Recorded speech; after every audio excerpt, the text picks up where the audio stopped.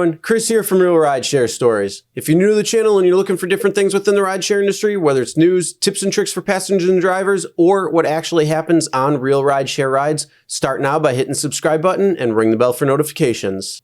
Today I'm going to be talking to you about some different defense tips and survival tips in case anything ever happens to you while on the road as a Uber or Lyft driver or any other rideshare platform. All right, first off, I'm going to talk to you about a couple of different survival things that you should have in your car just in case anything does happen, especially in the winter and summer. There's obviously more things that you can carry or have from what I'm going to cover, but just pretty much the basics if anything does happen. So here you go. All right, so first tip is mostly going to be for anybody in the cold weather, which is most of the US, Canada, other parts of the world in the Northern Hemisphere right now at least.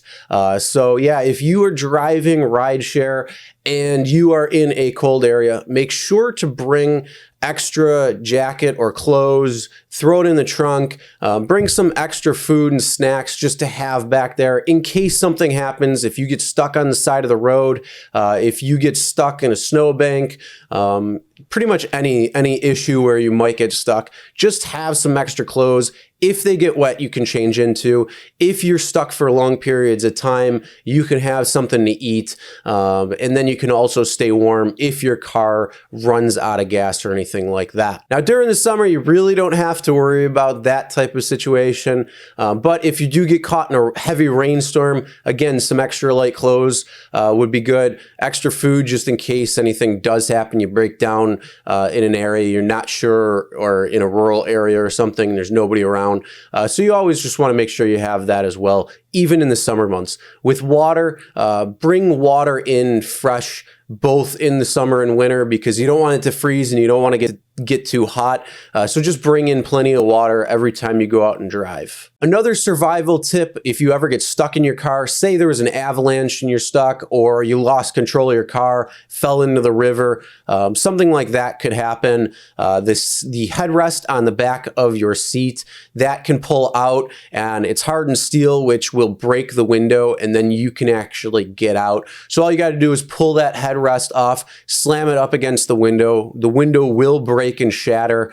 Just move the glass so you don't cut yourself if you have to get out, and then you can get out of the car and get to safety by that event. All right, so now I'm going to talk to you about a few different defense tips that you can use or follow in the event of a certain situation that may occur. Now, quick disclaimer, most rides, nothing will happen, but this is just something that you want to make sure you do have in the back of your mind. So if something does happen, you can be better prepared for it. Also, watching all the videos throughout my channel, other channels that produce dash cam footage and show it, just so you know what type of situation can occur, and also think about what you might do in a certain situation or similar situation, because you always want to make sure you stay one step ahead. And that's part of the reason why I post some of the dash cam footage that I do. Now, there are plenty of different tips out there. I'm only going to cover a couple today, but these are definitely something that you can start using if you ever find yourself in these types of situations. Also, if you want to see anything more or any more tips or video like this, just make sure you comment below, let me know, so that I can make future videos with some other different types of self-defense tips and things along that nature. Now, these few tips that I'm going to cover today come from a police officer who's also an expert in self-defense. This was a post I found on Facebook, and Facebook does have really good resources when used properly, like this post, but I wanted to bring it to attention for everybody who watches the channel and watches videos, so you can get this information as well. The first tip that he says is, if you are taking a ride to a passenger who is riding alone, never allow them to sit in the seat behind you. always make sure that they're sitting the seat diagonally from you. And if there's any altercation that happens when you are actually driving, you can slam on the brakes abruptly, which will cause them to slam into the front seat and kind of get discombobulated, where you have enough time to get out of the car and then go to the back of the car so you have a better view of the passenger when this is happening. Now, if you wanted to, you could run some practice runs and just slam on your brakes, throw it in park, turn off your car, grab your phone, and get out of the car as quick as you can while doing it very quickly. So in the event something may actually occur, you know what to do and you have the muscle memory for it.